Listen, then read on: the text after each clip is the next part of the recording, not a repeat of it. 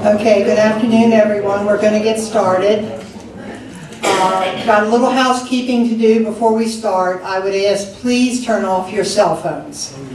All of our talks are recorded, and this would be picked up and YouTubed for posterity. Please be careful what you speak to your neighbor about, because the town is very sound sensitive. Anything you whisper is also going to be picked up on our YouTube and featured for posterity. We want to thank our sponsors, the Bayside History Museum, the Calvert Library, and the John Hanson chapter of the Daughters of America. We also always give a very special shout out to Mickey Hummel over behind the camera. Not only is he a town council member for North Beach, he's our IT guru and makes all of this happen seamlessly, and then all of our talks are put on YouTube, so if you miss one or if you want to see it again, you can go watch by going to the Bayside History Museum. I have one announcement to make before we get started. The National Museum of the United States Army, that's located in Fort Belvoir, is going to open up an entire floor on June the 7th dedicated to the American Revolution.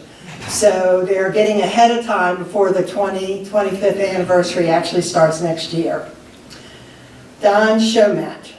I could write a book of introduction about him alone, but we will keep it brief. He's a native of Washington, D.C., and he completed his undergraduate work in art and art history at the Pratt Institute in New York. He was the recipient of an honorary PhD in Humane Letters from the University of Baltimore for all of his contributions to the arts, science, and literature. For nearly 2 decades, he served on the staff of the Library of Congress while simultaneously serving as director of Nautical Archaeology Associates. He is currently serving as honorary president and executive board member of the 1779 Research Group Ltd, North Yorkshire in England. As a historian, he has served as a consultant for many state agencies of the United States government, museums, including us, universities, and nonprofit establishments. As a marine archaeologist, he has worked in the United States, Canada, and Great Britain under the sponsorship of such institutions as the National Geographic Society, the National Park Service, the United States Navy, and a whole group of educational foundations and museums. Shomette is the author of more than 20 books, contributor to numerous international encyclopedias. His many works have appeared in publications such as National Geographic, History and Technology, and Sea History. 3 times he has won the prestigious John Lyman Book Award for the Best American Maritime History, and twice winner of the Marion Brewington Book Award for the Best Book of the Year in Naval Literature. He is also honored with the Calvert Prize, which is the highest award in Maryland given to anyone for historic preservation. His latest publication, which we're going to hear about today, we had really hoped that it would be finished by his publisher in time for this talk, but it's going to be available the end of April. You can get it online, and it's 2 volumes. This is done by Heritage Books Incorporated. His book is entitled Siege, the Canadian Campaign of the American Revolution, 1775 to 1776. And it's a really great comprehensive history of the ill-fated American invasion of Canada. So without further ado, Mr. Shomette. He's not here. Yes, he is. Come on up. I see you.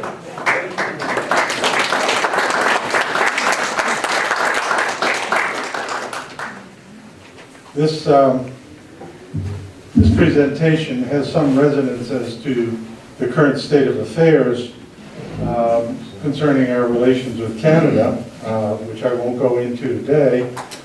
But I will point out that every time we've tried it in the past, we end up being beat. So, a word of remembrance here. The siege of Canada, our attempt to capture Canada and to bring it into our side on the American Revolution, has often been ignored largely in American history because we didn't win. It did influence the course of the war that ultimately did let us gain our independence. And in order to address this, we have to go back first to what brought it on, and we have to look at it very schematically. And I'm going to ignore a lot of points here which are part of the story to give the broad brush appearance to this story. And it begins at the end of the French and Indian Wars, the 7 Years' War as it was called in Europe, when England wins the war and Canada, which the French had, is turned over and becomes part of the British Empire. And it's a huge area, And it only has 80,000 people, and they're all Catholics.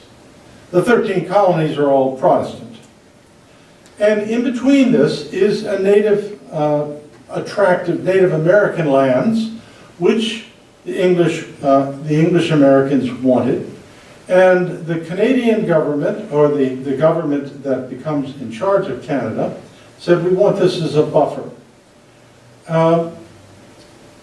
We end up, at the end of that war, Great Britain is bankrupt. They need money. They need income because the war really hurt them financially. So one of the ways that they try to get this back is to start taxing us. There's a lot of taxation. We call them different acts, the Intolerable Act, the Stamp Act, and so forth. And the most common one that we remember is the Boston Tea Party.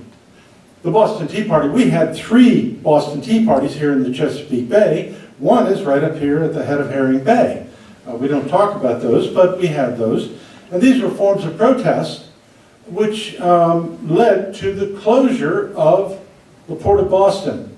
That comes just before another act called the Quebec Act, which incorporates Canada as part of the British Empire, but it incorporates religious freedom for the French Canadian Catholics.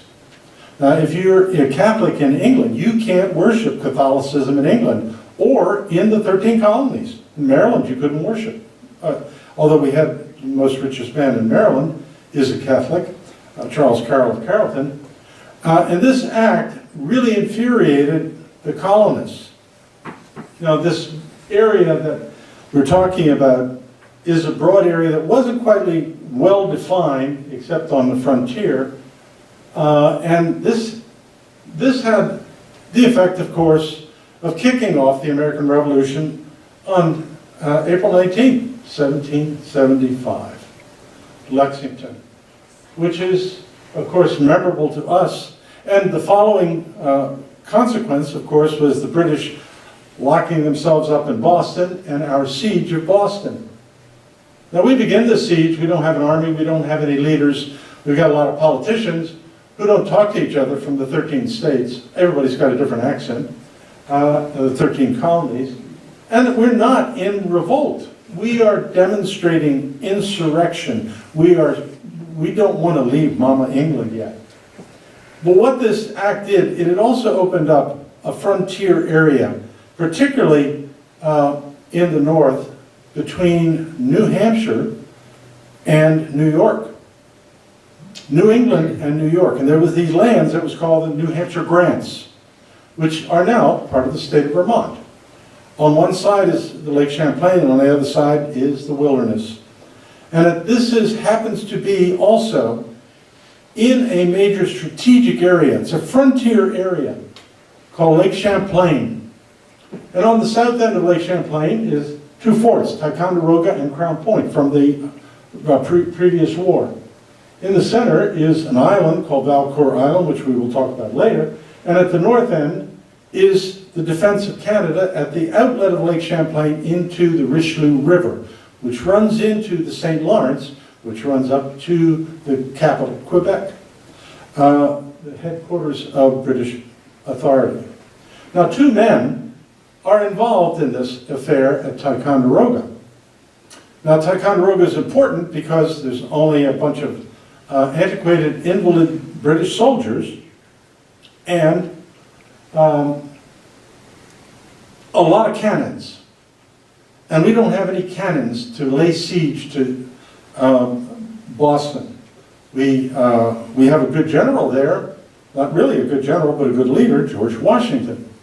He says, I need those guns. Well, this fellow here, the guy I just showed you, going back to him, Ethan Allen, he has led the New Hampshire Grants in revolt against New York. Both sides are claiming that land.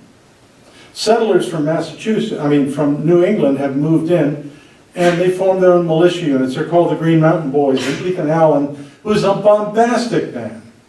He's an egocentric man, and he's charismatic, and everybody loves him in the New Hampshire Grants because he stands up to the New Yorkers. Well, he has a financial interest in this land, which is the New Hampshire Grants. He's got a company. He wants all the property. So all of this is political stuff that works into this event that leads us into the invasion of Canada. He and a number of people go to take Fort Ticonderoga. Anybody here been to Ticonderoga? Okay. Fort Ticonderoga is at the strategic point built by the French. It's a huge fort. And above it is Crown Point. And control of Lake Champlain is control of access to Canada to prevent an invasion or to conduct an invasion. This guy, Benedict Arnold, suggests the plan to capture Ticonderoga. At the same time, other people come up with it, and Ethan Allen happens to get there first.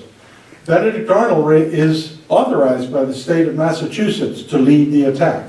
He gets there, but his volunteers haven't shown up. Now, Ticonderoga is on a peninsula, and it is pointed south because it was built by the French to prevent an invasion from the English.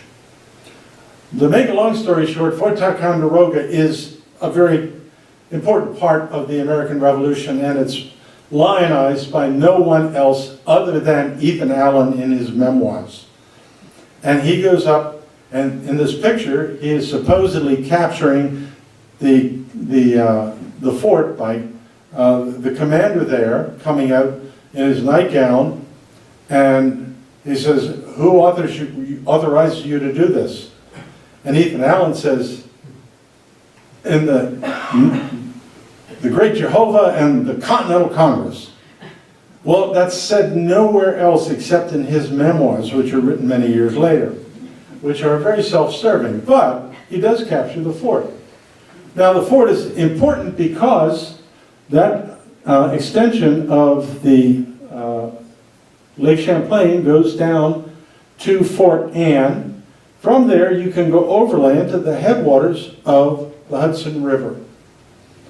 And ultimately, this is the British plan to capture and separate the Americans in this revolution. Crown Point is a few miles north. It's in ruins, but there's a boat there.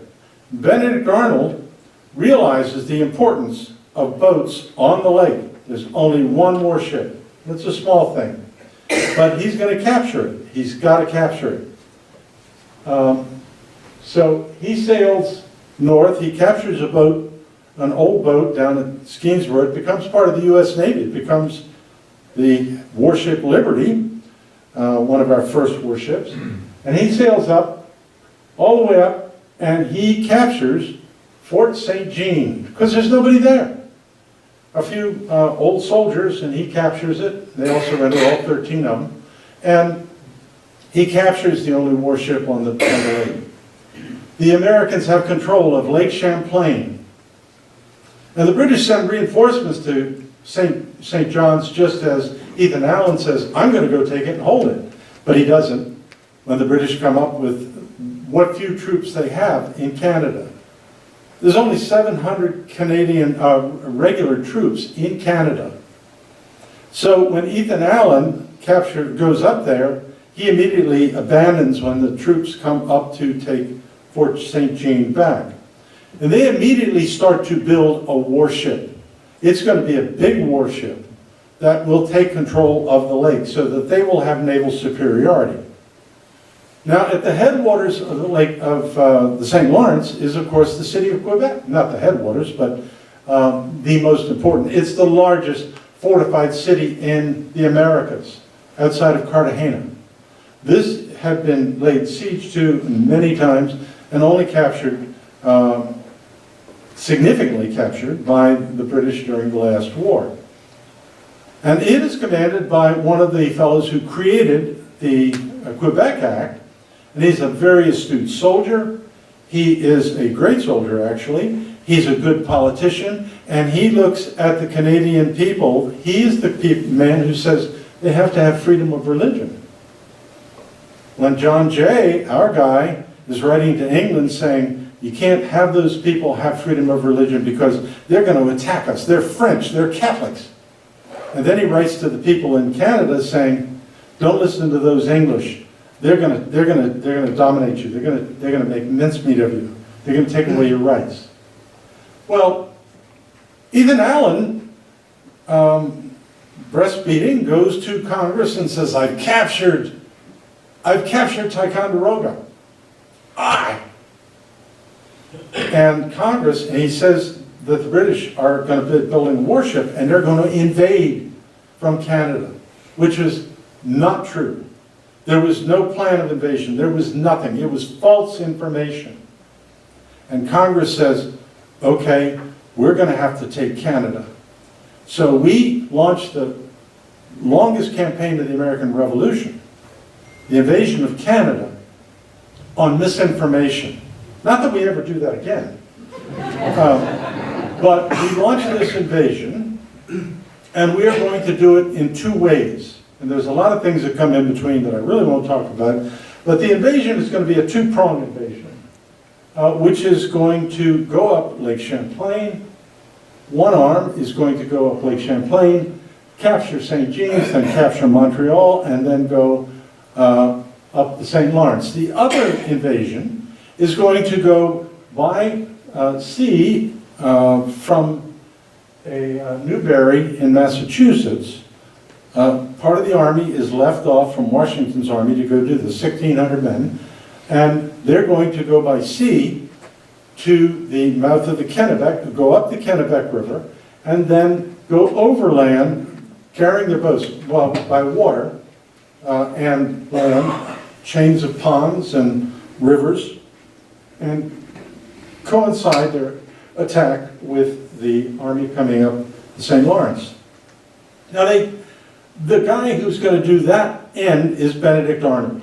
Washington loves Arnold, and he gives him the mission, and Arnold is a good guy for this. Arnold is probably the best general that the United States had in the Revolution, and was, to a great extent, maltreated. And we have a map that Arnold is given. This map is produced by the British Army by a fellow named John Montresor, and it was done a few years before when he comes down from Quebec, going the opposite way to scout it out.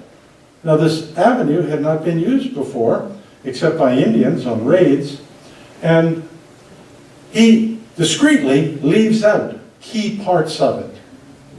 The Americans think this is the way to go. So we're going to invade by Kennebec 130 miles to Quebec, when actually it's 320 miles.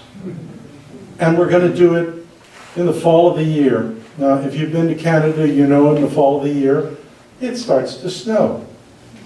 This is the actual route that they follow, which is, they're going to do it by boat, and they're going to carry these boats. And they have a fleet of boats built in 2 weeks, 400-pound bateau, and they are going to go up carrying all this stuff, this whole army, their munitions, their supplies, for a trip that's only going to be 130 miles.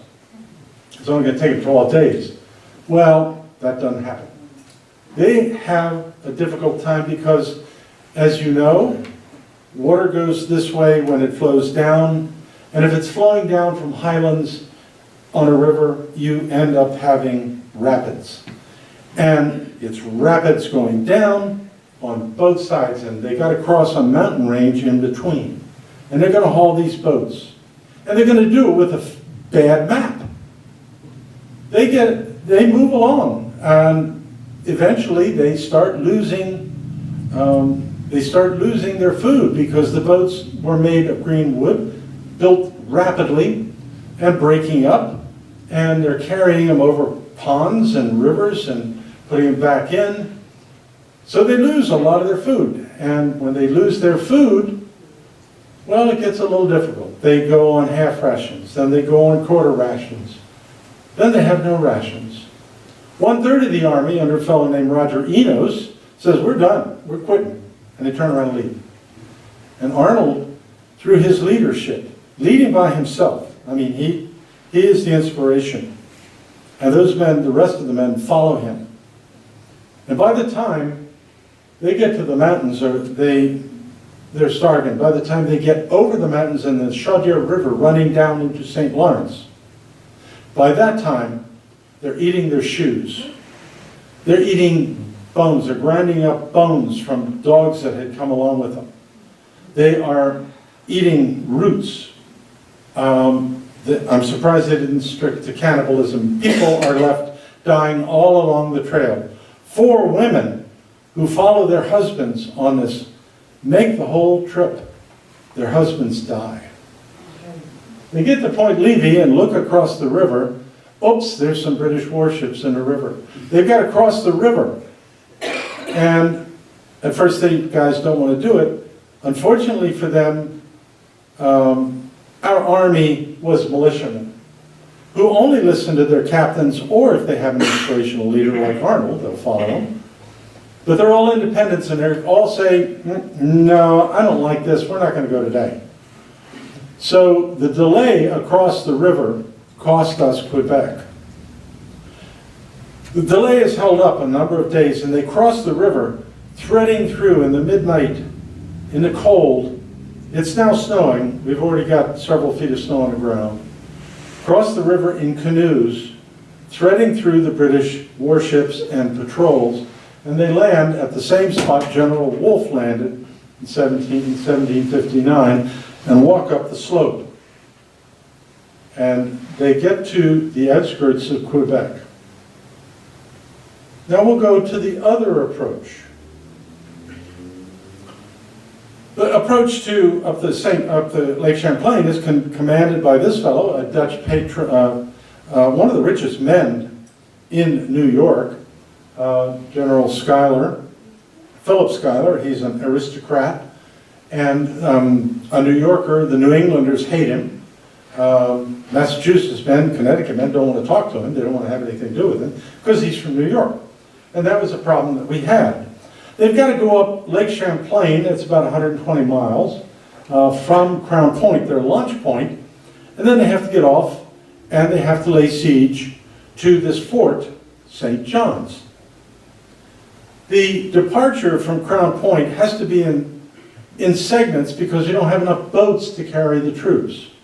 1,800 men, I forget what the exact number is, and you really can't tell because people are leaving all the time. I gotta go home, I gotta plant my seeds, or I'm not feeling too well.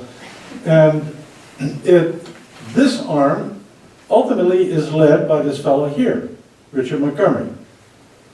Anybody know where the name Montgomery appears around here? Montgomery County. Richard Montgomery High School. 13 counties in the United States and 1 state capital named after him, because he becomes the first martyr of the Revolution. And he's British. A British soldier who leaves the British, he was an officer, he leaves the British Army. They've got to go up Lake Champlain. They've got to go up Lake Champlain, they've got to lay siege to, where won't this stay? Well, got to lay siege to St. John's. Oh, there's another fort, Chambly. Then they have to go overland to La Prairie, somehow or another get over to Montreal, where General Carleton he's the governor and a general, where he is 50 men. The rest of his men are out there in St. John's. This is the key. St. John's is the key to Canada. Well, Ethan Allen shows up on the scene again. He says, I can raise the Canadian troops. And then he says to himself and another guy, he says, a guy named John Brown, he says, you know, we can take Montreal ourselves. We can get the credit. Not quite that way, because Brown never admits that he even met with him. It's only in Arnold's journal where he talks about the creation of this campaign. They're going to cross the river, and they're going to attack Montreal from two different points. Montreal is a fortified city. It has a big wall around it, but not many men inside. A few Indian auxiliaries, a few Frenchmen. Mostly the French are just saying, we don't want any part of this. We don't want it on either side. Well, they're going to cross, Brown is supposed to cross below Montreal, and Allen above it at Long Point. Another aspect, they're going to secure people from this fellow here named Thomas Walker, who is an American, a British subject, who is trying to raise troops in our behalf in Canada. He sent an emissary up there. The Battle of Long Point, when Allen goes across and all of a sudden finds Brown's not coming, there's nobody there except the British. Not even the British. The British soldiers, this is a bad picture because the British only had a handful of soldiers there. The guys who actually fought were these guys, the Canadians, the Canadian habitants, they call them. And Allen is captured. It's an American defeat. And this really slows up our attack, our siege on St. John's. Now this is a view of St. John's from across the river. It's actually two forts connected by stockades and entrenchments, and it is very heavily armed, and almost all the troops in Canada are here. And they're building this ship here. My brother and I actually had opportunity of diving on the remains of this later on. The Royal Savage, or Brave Savage, and she becomes the flagship of the British fleet, British forces on the lake, and this is why we are there. We have got to stop the building of this. We don't do too well. Now, the British are defended by heavy cannons, 42-pounders, 24-pounders, and the British have the allegiance of the Catholic Church. If you can believe that, after Henry VIII. The Bishop of Quebec, Olivier Briand, he is an ally, and he denies the sacraments to any French-Canadian Catholic who doesn't fight for the crown. You will not get extreme unction, you will not be able to be married, you will not be able to function as a good Catholic, you will be denied entrance in church, and that has an effect. Now the Canadians themselves are very poor. They're still living under a feudal type economy, feudal type laws that the British allowed them. And they don't really get into it. We actually do get 2 regiments of French volunteers. We call them Congress's own. And they fight throughout the Revolution on our side, but not many do. Now the keys to St. John's is this fort here. It looks very strong, big stone fort, and there's a huge amount of gunpowder there. And some cannons, no, not cannons, but muskets and a lot of supplies, and we don't have anything to bombard Fort St. James. So we are surrounding it, but we're not winning. And we send an expedition of Canadian volunteers who go down there, and they fire a couple of cannon at it, and the fort is surrendered. The man who surrendered the fort, a fellow named Stopford, is the son of a noble, so he never gets punished for it. In other areas, he would have been shot. But he surrenders the fort, the Americans capture the cannons, and our attack on St. John's is guaranteed now. We've got to get over, once we capture the fort, after a 6-week siege, the British really are, they're incredible. They are soldiers. And they stand out against this bombardment. They repel the Americans over and over again. We have revolts in our army. We have people deserting. And still, after 6 weeks, we capture the fort. The thing is, their mission is not to win. Their mission is to delay until winter comes on. If you've ever been in Canada in the fall or winter, you don't want to walk in there, not fight. This is what it looked like from across the river as the Americans crossed the river. At Montreal, the governor has just a handful of men and 11 boats, mostly French-owned boats, and they retreat. We captured the city, and we armed the city. We captured, Montgomery walks right in, and we established our headquarters in this, the Chateau Ramezay, which this is, of course, a 19th century picture. It is the head of the East India Company's operations in America. It is pro tem capital of the colony from time to time. It is has been there for years. We leave the city in command of this guy here, David Worcester, Connecticut guy, officer, colonel, ultimately general, and he's not your best officer. He's fought in French and Indian wars, but he really doesn't like Catholics. And he shows it. And one of the things that Congress has told all of its officers is we've got to embrace the habitants. And Worcester doesn't. In the meantime, Montgomery's got to get up to join Arnold. And they have to march through 6 feet of snow all the way up to Quebec. This is not an easy task. Once they get there, they do get there after a great deal of difficulty, and Montgomery establishes his headquarters in this house here. It's called the Holland House, by a British, owned by a British geographer who was then besieged in Boston. Of course, this is a summer view.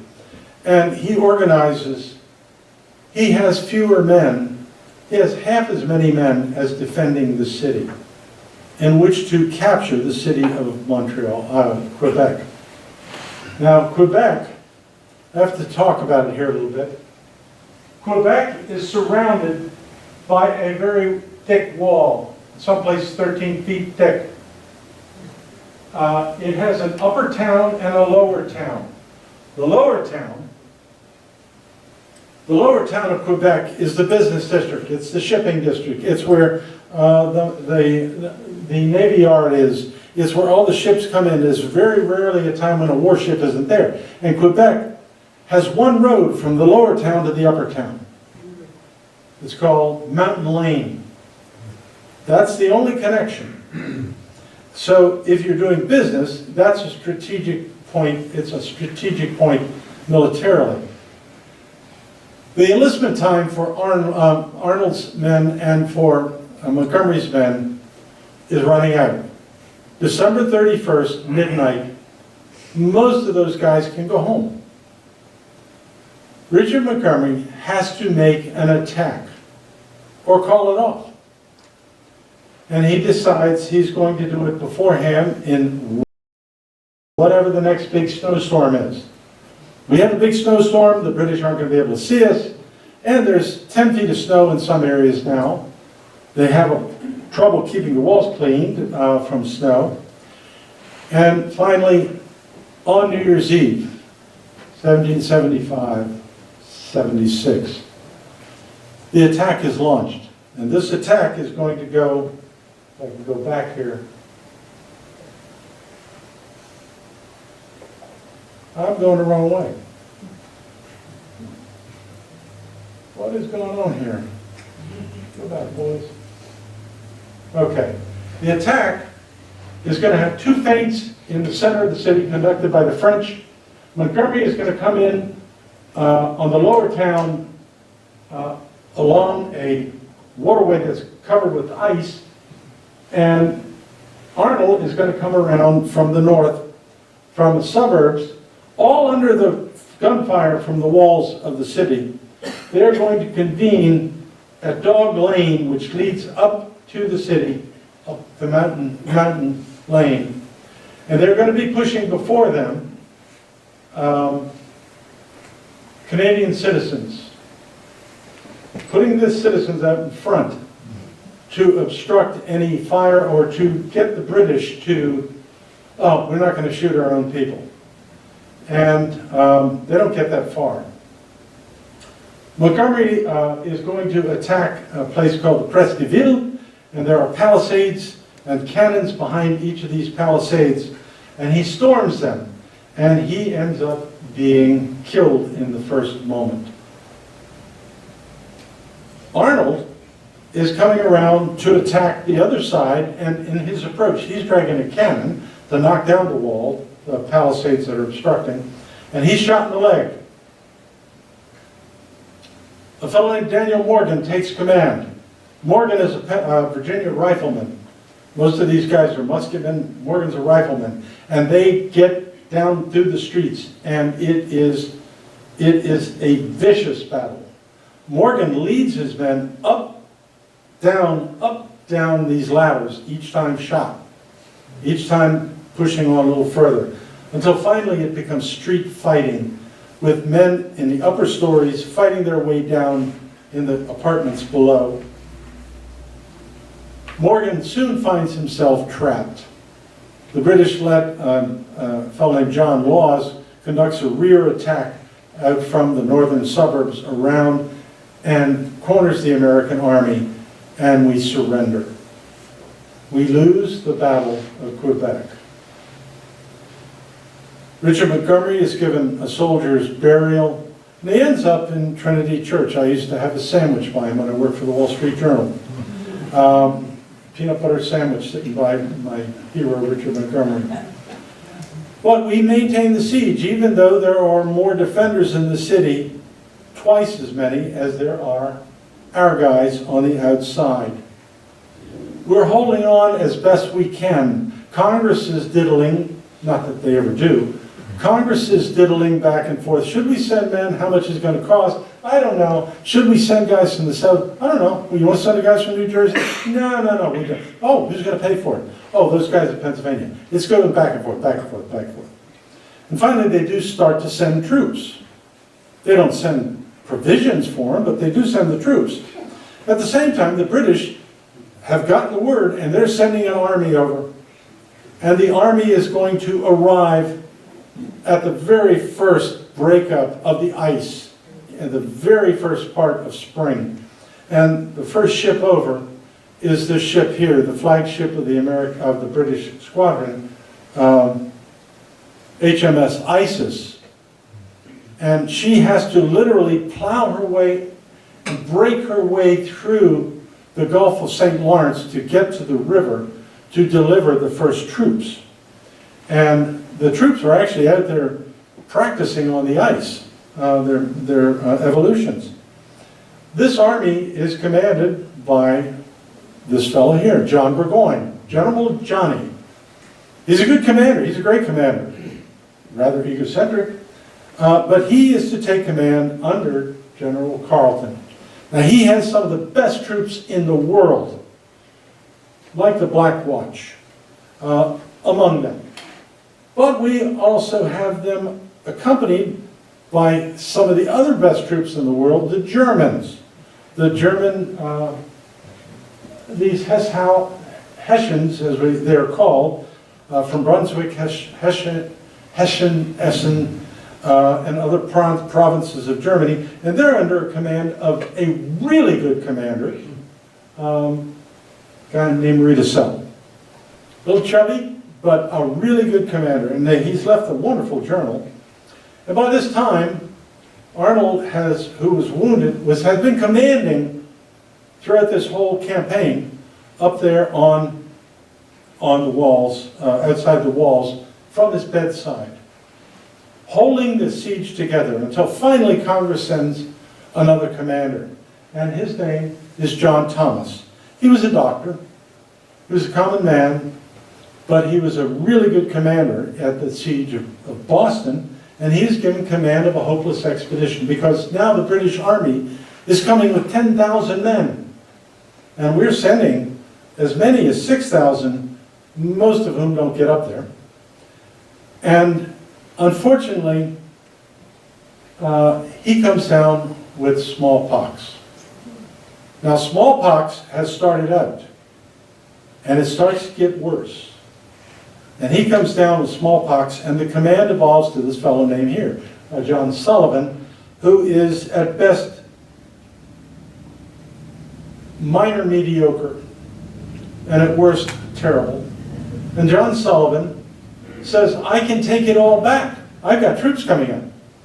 And he launches a counteroffensive against, from a place called Sorel, which is the outlet of the Richelieu River, launches a counteroffensive and sends his troops up along the south shore, and they are going to cross Lac Saint-Pierre, part of the St. Lawrence, and attack the British that are assembling at a place called Three Rivers, or Trois Rivières.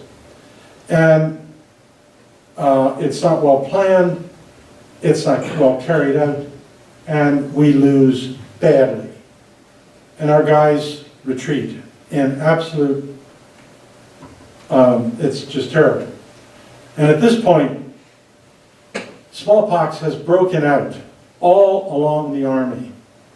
Everybody is getting smallpox. And at that moment, Congress had sent a delegation. 3 Marylanders, Charles Carroll, John Carroll, Samuel Chase, and Franklin from Pennsylvania, and they are coming up to assess the situation for Congress. And they send back to Congress saying, you guys are responsible. You have sent nothing up to help our troops this whole campaign. And they leave. And at this moment is when the British are bringing in the Native Americans from Lake Ontario. The Indians are coming in, and they're joining a force coming in from a fort, and they're going to attack from the west.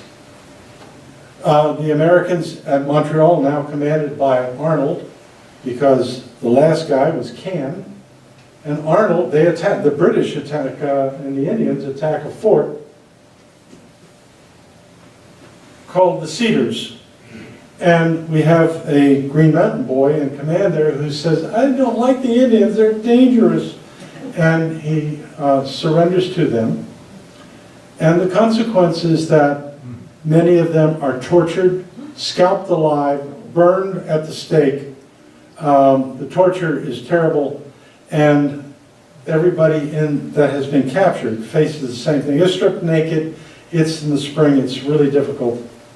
And Benedict Arnold comes to the rescue again, and he chases them back until they finally agree to an exchange of prisoners.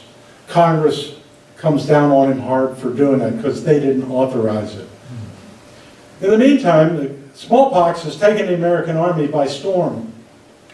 Now, anybody who knows anything about smallpox knows that it's bad.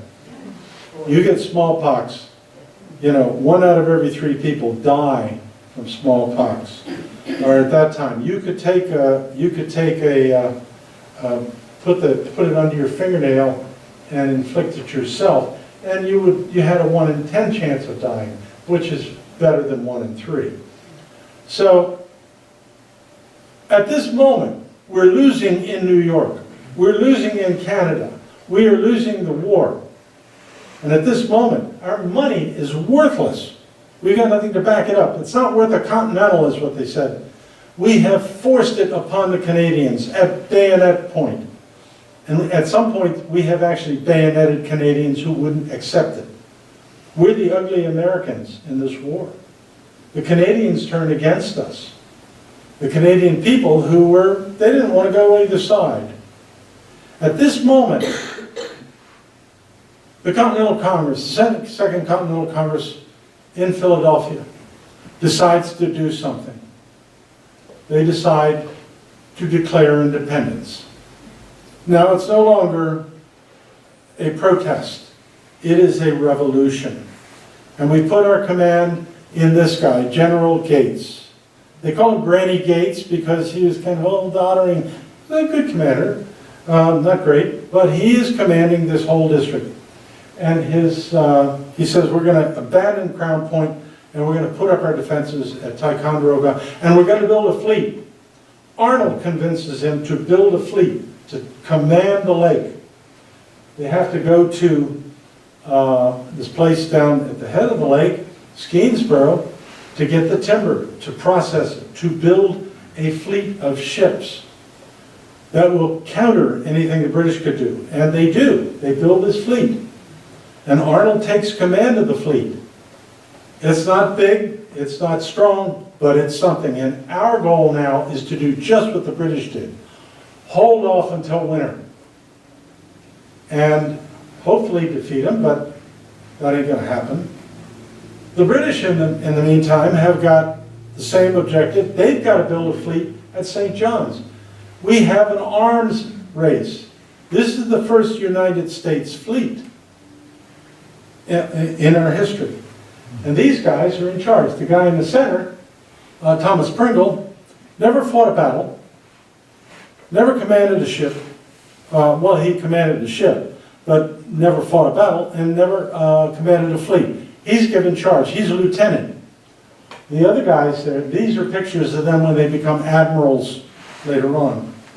The other two guys are principal combat veterans. They know what they're doing. The guy on the left builds the fleet for the British, one of the fellows, and they build far superior, bigger ships. These are sailing ships, not under oar. They are sailing ships and oar ships, and they have to defeat the Americans to get their army down to Ticonderoga. The plan is to join that army with an army that has captured New York and sever New England and New York from the Revolution. The fleet sails down Lake Champlain, 120 miles. And the plan is, you see that little island there, oops, that little island is called, if I can get back to it, it's called Valcour Island. And the Americans, Benedict Arnold has an army of nothing but soldiers on board ships. They've never been on board a boat. They're going to fight a naval engagement. So, right there at that island, his idea is to hide behind the island, let the British sweep on past him, and when they discover him, they will have lost what they call the weather gauge. They will have to fight against the wind, they will have to fight against the currents, and that's exactly what happens. And Thomas Pringle is not a good commander.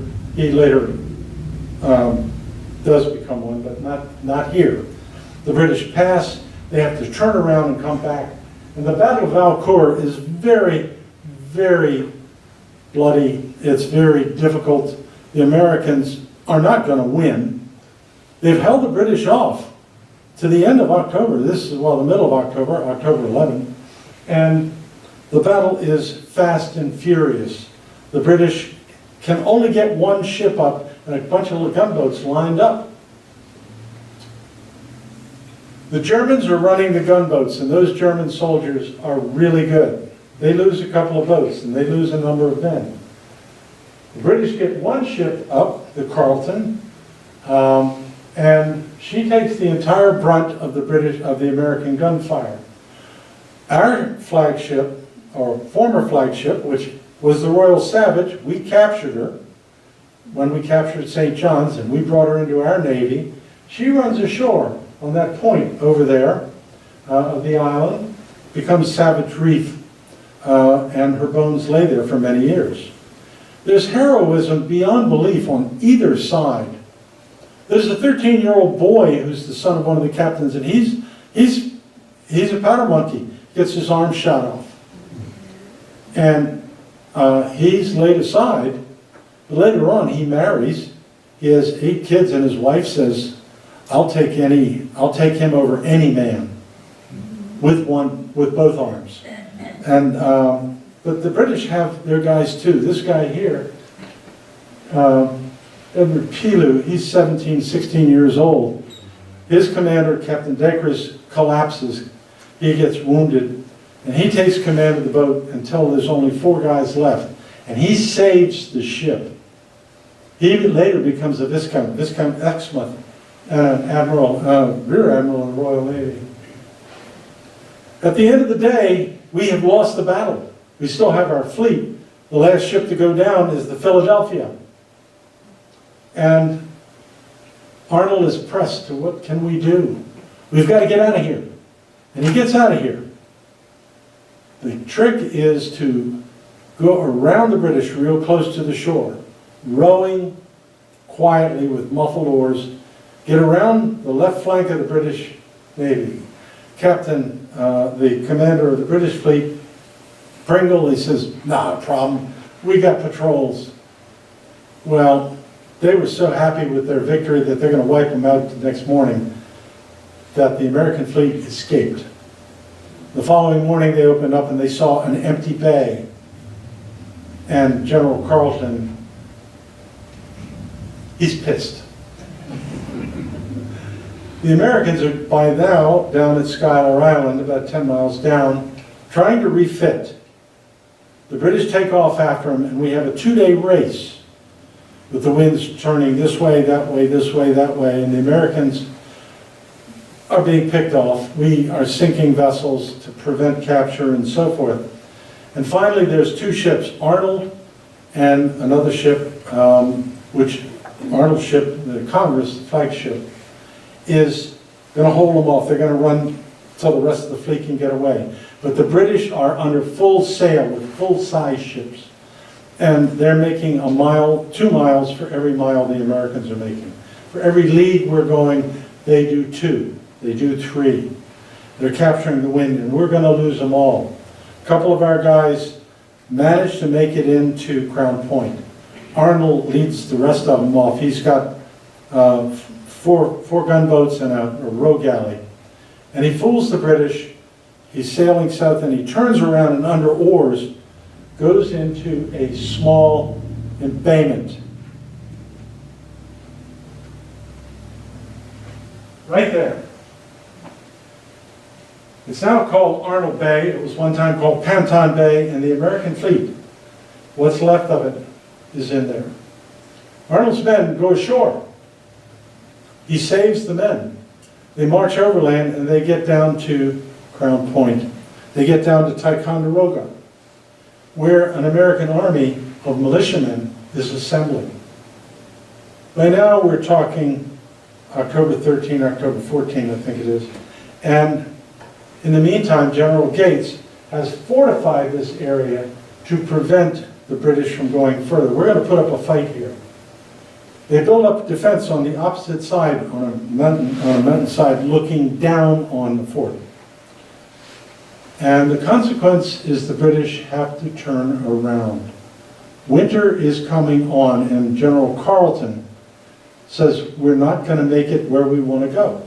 And the consequence there is the British retreat for the winter back to Quebec, back to St. John's, back to Montreal.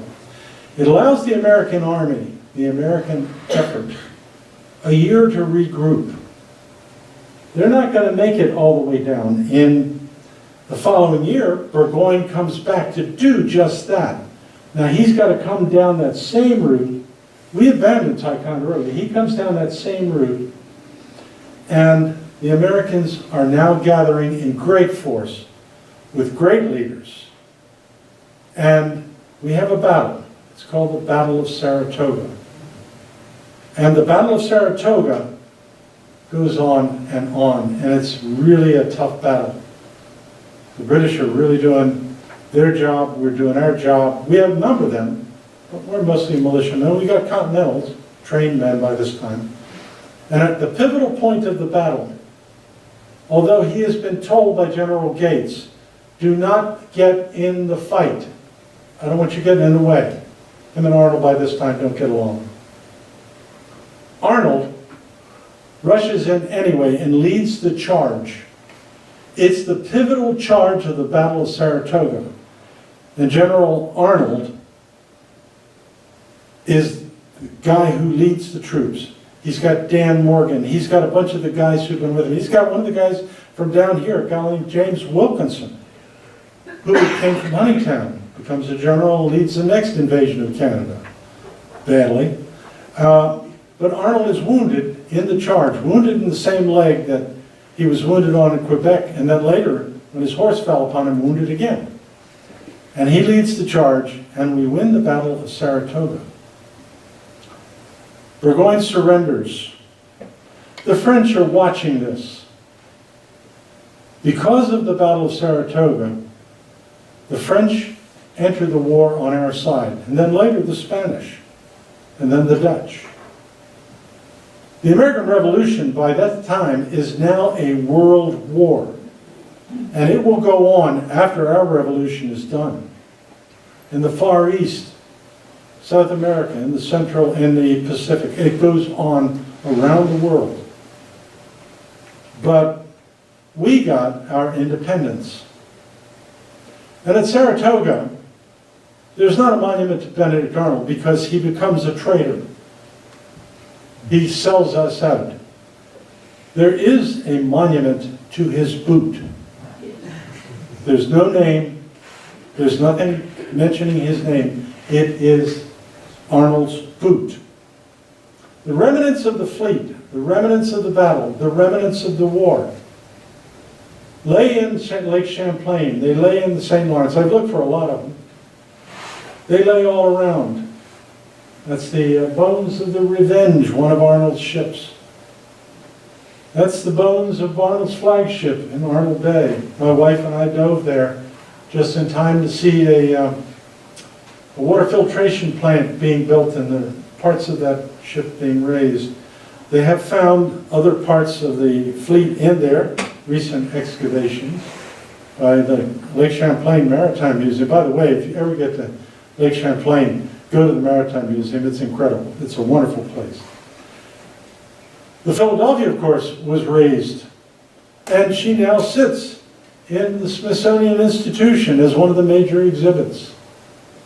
Recent surveys looking for the rest of the fleet have found the Spitfire, one of the ships that was sunk intentionally by us to prevent being captured. Souvenirs are made from pieces of the wood. They made gavels for local judges. They made chairs. They made stuff that people would take home for souvenirs.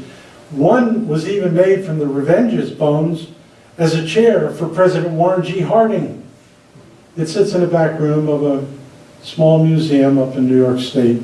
Never been brought up. Not like the president's desk. He didn't like the chair. Get rid of it. So the siege ended in defeat. But in the long run, it gave us our independence. So it was a bad example of things to do. We tried it in the War of 1812, and we got our butts kicked. The Canadians are tough fighters. We outnumbered them many times, but they still fight. So we're talking about it again, about annexing Canada, a country larger than the United States. And I think we have to look at the lessons of history. Maybe think about it again. And if you do want to read the book, 2 volumes, under the title here. I had hoped to have them here today, but we don't. But I thank you for your attention. Those of you who stayed awake, thank you. And those of you who didn't, I hope you had a nice sleep.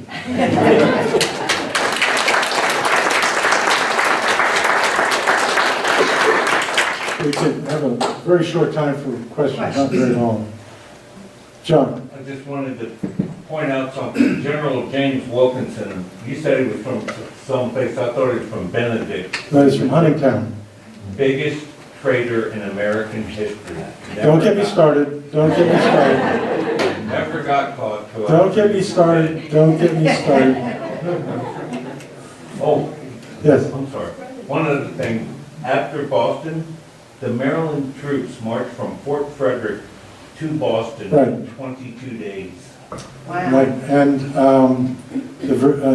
the Virginians under Morgan marched from way out in western Virginia, I think it was in 20 days to Boston. And they didn't lose a man. Very good. You know, I had a wonderful technician at Benedict when our laboratory was there. He's one of the brightest and sharpest guys I've ever met.